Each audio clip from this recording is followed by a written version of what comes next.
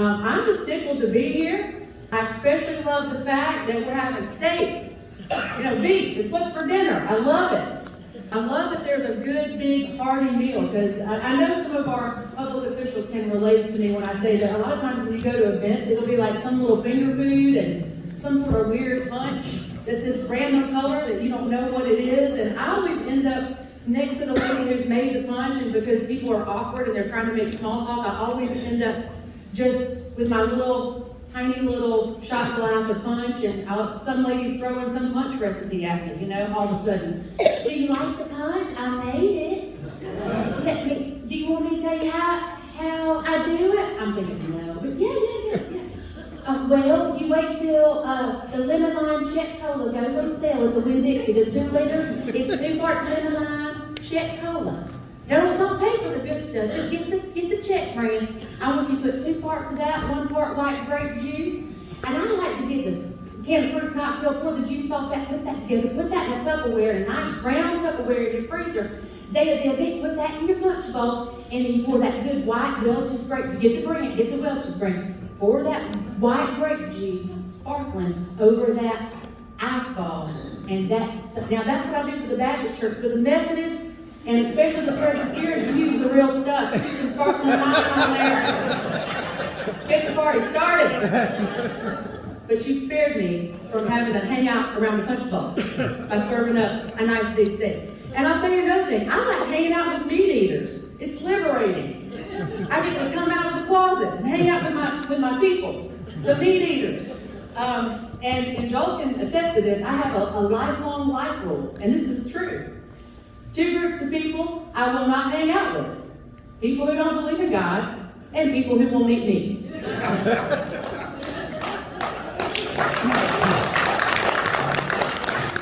Okay, but not necessarily in that order.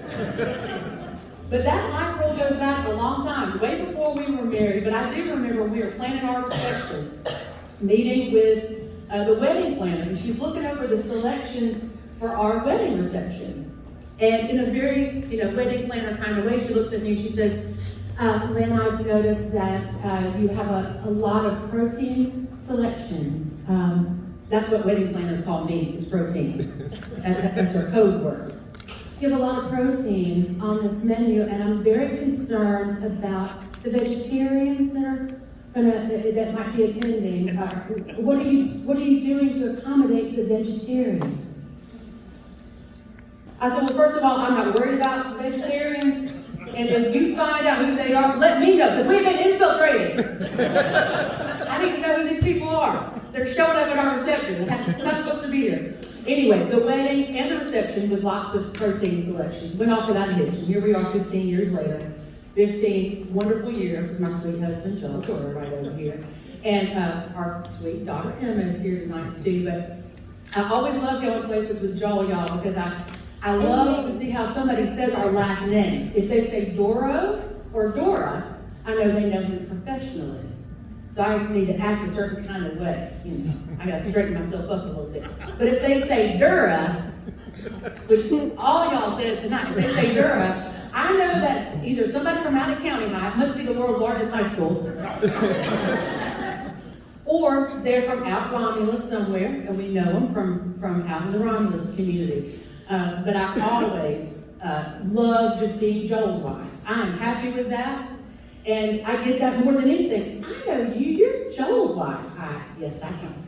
But if you don't know me as Joel's wife, you might know me from my job doing your local news. I was fortunate enough to anchor the local news here for about 22 years. Had a great time, and was able to do some cool stuff. Some stuff with Weather Channel and BBC and National Geographic and all those folks.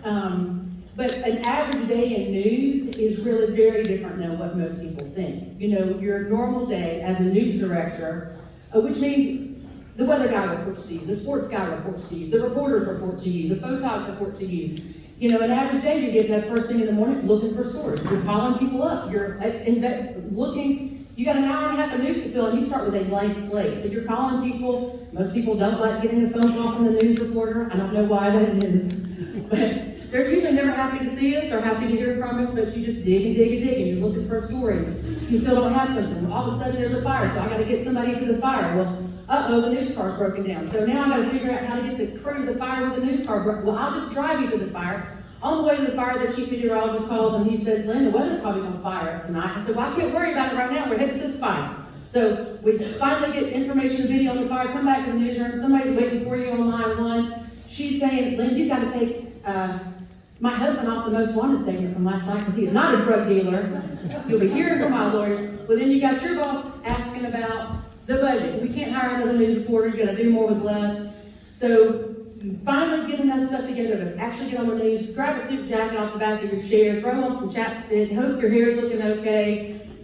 Finally start doing the news, and the weather fires up. So next thing you know, you're throwing off your suit jacket, running out. Now you're in the lightning, all of a sudden, which you didn't expect that today. Lightning, getting rained on, you're doing 2.5 hours of severe weather coverage. You finish that. Finally, the weather dies down. You're able to take a deep breath and realize, okay, well now it's been a long day. Oh, we don't have anything for dinner tonight. I better drop by a grocery store. So now you're looking like a wet rat, running by the grocery store, and inevitably that's when somebody says to you, I know who you are, you the news lady. You didn't know they're bringing an umbrella, you're all wet, looking all, they don't tell you these things about the weather. Oh, yeah, no, thank you for watching, I appreciate it. So they always say this, now I'm always going to ask you something. Now I'll see you at 5 o'clock. Now, what do you do the rest of the day? Are you just waiting to get your hair done? So, all that to say, I know a thing or two about being misunderstood, as I know that you all do. Folks who are cattlemen, farmers, folks who live a rural lifestyle. I don't have to tell you what it's like to be misunderstood. I don't have to tell you what it's like to take some criticism. And our critics can be from anywhere. They're from outside quite often. Sometimes they're right in your own house. You have to take a little criticism. I know my own personal life, my sweet mama, she's a fan of me, but she never has been a fan of me doing news. Well, Lana, you just went on society and all that. I thought you'd do something important with your life. Out there chasing tornadoes and fires and all. And it's so dang depressing. Don't you ever just want to change the channel? It's nothing we can do about it anyway. Why do you have to tell everybody about it? Just keep on doing parades with Terry Sabian. I thought she was Sabian. Just keep on doing that parade with Terry Sabian because that helps the shut-ins. It gives them something positive. But that news man, I don't know why you just couldn't just do something else with that. So, yeah, we take criticism from all kinds of places. But I'm here to tell you tonight that in spite of being misunderstood, being criticized, that you should be very proud of what you do. I'm here to remind you of that tonight, of why you should be very, very proud of what you do, because you might not have heard it in a while. So, number one, you are the original American dream. Cattlemen, people living in an agrarian lifestyle, rural lifestyle, property owners. That's the original American dream, is it not? Folks like George Washington, Thomas Jefferson, the founding fathers and founding farmers, if you will, their vision for America was an agrarian society.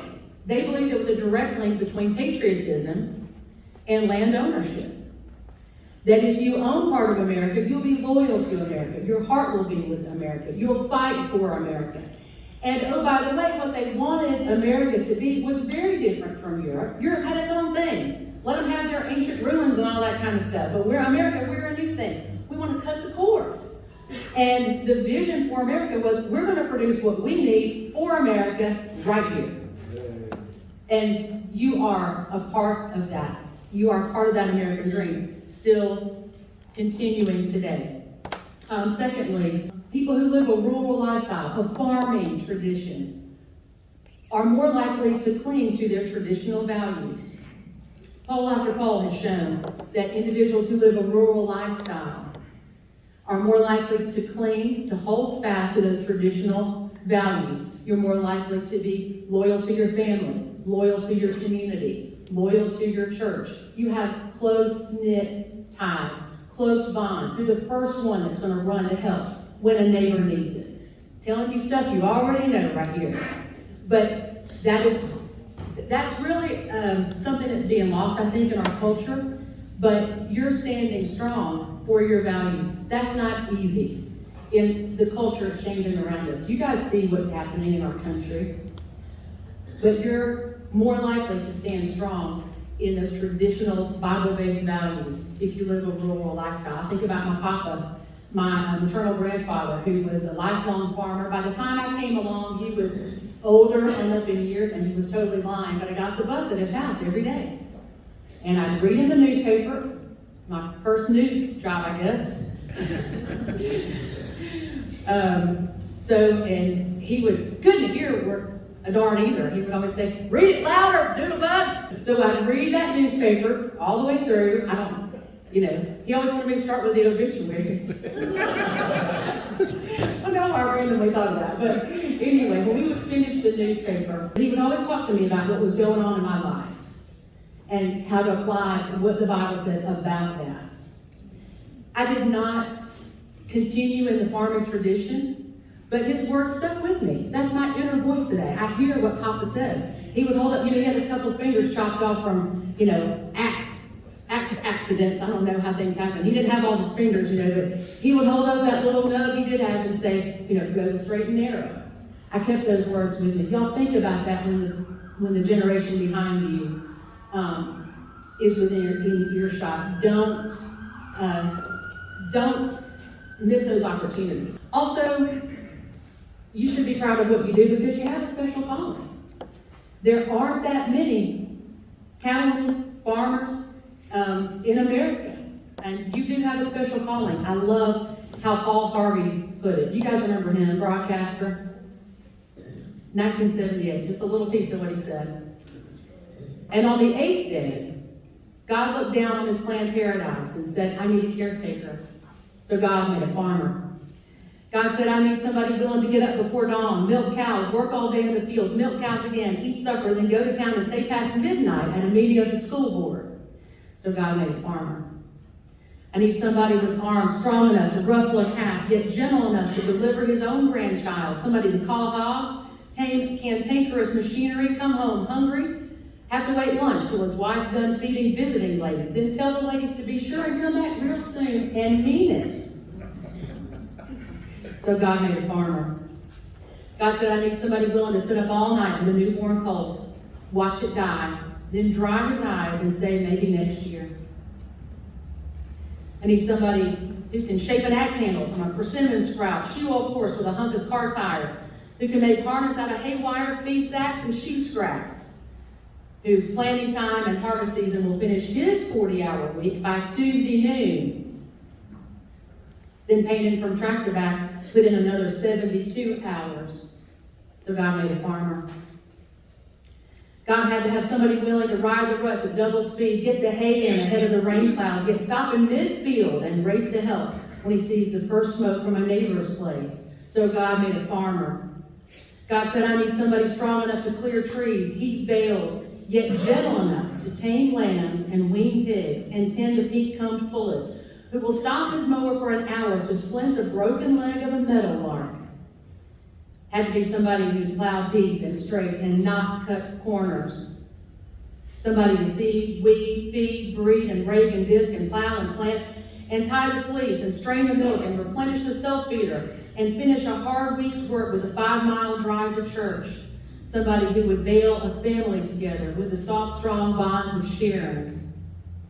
Who would laugh, then sigh, then reply with smiling eyes when his son says he wants to spend his life doing what Dad does. So God made a farmer.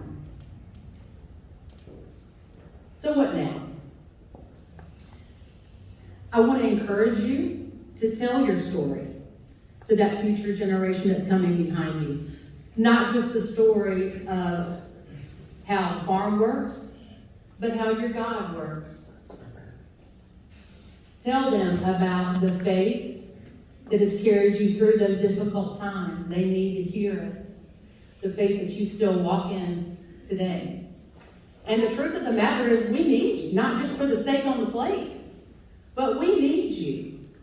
We need you leading families, leading your farms, leading your communities. You're the ones that we're counting on.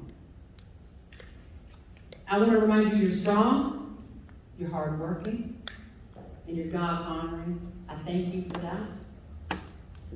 As far as I can tell, not a vegetarian in the bunch. Thank y'all.